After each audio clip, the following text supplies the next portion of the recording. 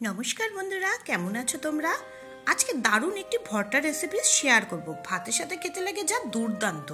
চলো আর দেরি না করে রেসিপি শেয়ার করি। শাশুড়িমা তরকারি রাঁধবেন দেখে পটলের খোসাগুলো কেটে বাদ দিয়ে দিচ্ছিল। আমি সেই খোসাগুলো তুলে একটি প্লেটে উঠিয়ে নিলাম।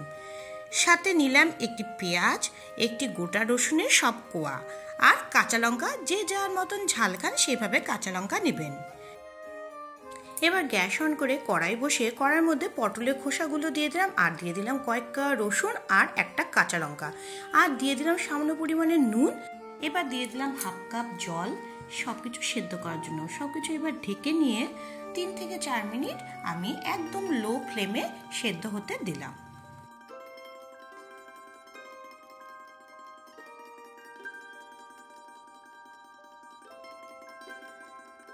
দু 3 মিনিট পর কভার সরিয়ে গ্যাস বন্ধ করে পটলের খোসাগুলো চেক করে নিলাম সেদ্ধ হয়েছে কিনা। এগুলো সেদ্ধ হয়েছে ভালো মতনই। পটলের খোসা, রসুন আর কাঁচা লঙ্কাগুলো একটা পাত্রে উঠিয়ে নিলাম। এবার গ্যাসে অন্য একটি কড়াই বসে তার মধ্যে দিয়ে দিলাম 2 চামচ পরিমাণে সর্ষের তেল। সর্ষের তেল হালকা গরম করে নিয়ে তার মধ্যে দিয়ে দিলাম হাফ চামচ কালো জিরা আর 2টো শুকনো লঙ্কা। ভেজে নিলাম কয়েক সেকেন্ড। এরপর দিয়ে দিলাম রসুন ও পেঁয়াজ কুচিগুলো হালকা লাল লাল করে ভেজে নিলাম।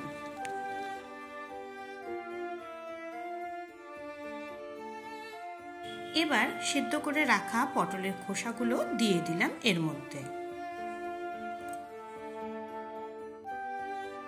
সাথে আরেকটা যে কাঁচা লঙ্কা ছিল সেটা মাঝখান থেকে ফাটিয়ে দিয়ে দিলাম। আর দিয়ে দিলাম নুন স্বাদ অনুযায়ী, আর দিয়ে দিলাম হাফ চামচ পরিমাণে চিনি। বন্ধুরা, তোমরা চাইলে চিনিটা বাদ দিয়েও দিতে পারো, তবে ভর্তার মধ্যে যদি চিনি দিই তাহলে ভর্তাটার টেস্টটা কিন্তু আরও ভালো লাগে। টেস্টটা বেশ ভালো মতন ব্যালেন্স হয়। পটলের খোসাগুলো দেওয়ার পর মিডিয়াম ফ্লেমে ভেজে নিলাম সব কিছু 2 মিনিট। 2 মিনিট পর আমি পটলের খোসাগুলো একটি পাত্রে উঠিয়ে নিলাম আর গ্যাসের ফ্লেম অফ করে দিলাম।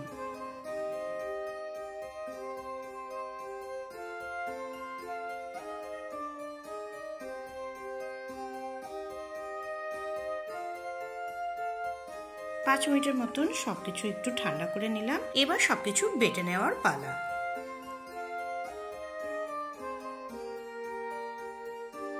পটলের খোসার এই বাটা বা ভর্তা গরম ভাতে একবার ট্রাই করে আমাকে কমেন্ট করে অবশ্যই জানিও কিন্তু তোমাদের কেমন লাগলো রেসিপিটি। ভিডিওটি ভালো লেগে থাকলে অবশ্যই রেসিপিটি লাইক করে দেবে এবং ফ্রেন্ডস ফ্যামিলির মাঝখানে শেয়ার করে দেবে।